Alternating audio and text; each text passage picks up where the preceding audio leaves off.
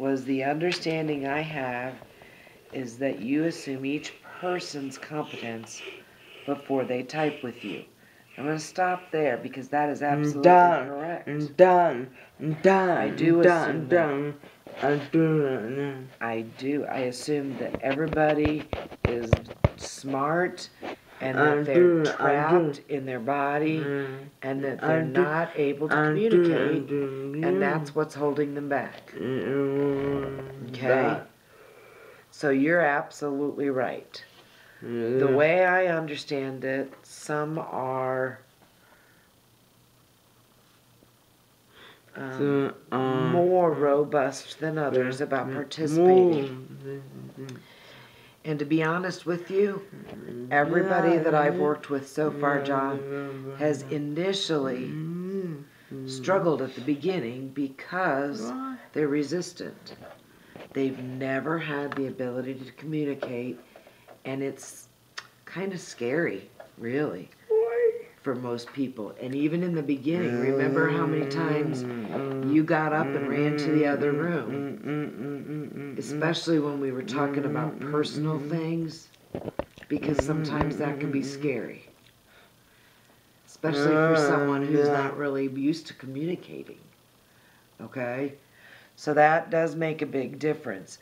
And it depends, I think, sometimes on their level of maturity, how ready they are to communicate, how ready they are to facilitate and come out. Some kids it takes a little bit longer than others. You were pretty quick because you had a lot to say. Okay? What percentage would you say are successful? The thing about facilitated communication that you have to remember, and I have to remember, is it's not just Poorman and John. It's mom, and it's dad, and it's brothers and sisters. You have a remarkable support system. Seth has a remarkable support system, and Matthew, and Jake, and Lindsay. And to me, that is the key. It can't just be one of the child's ready. It has to be the whole family is ready. Of all of the students that I've tried it on, I've tried it with probably 20 or 30 students. Our network, you and Matt and Seth and Lindsay, are the most successful and have stuck with it because of your support system, because of your family, and the support that they have given you. You are the lucky ones because you have siblings, you have extended family, you have people deep in the family that support you. Lindsay does, Seth does, Seth's brothers and sisters both type with him, Matthew's brother and sister type with him. So it really, if I were to give a percent, I'd probably say 50%. But of the ones that have total family buy-in and participation, it's 100%. Okay? So that one's kind of a tough one for Poorman to answer. Under what circumstances is it best to try this? There are several things. The family has to be ready and willing to accept it.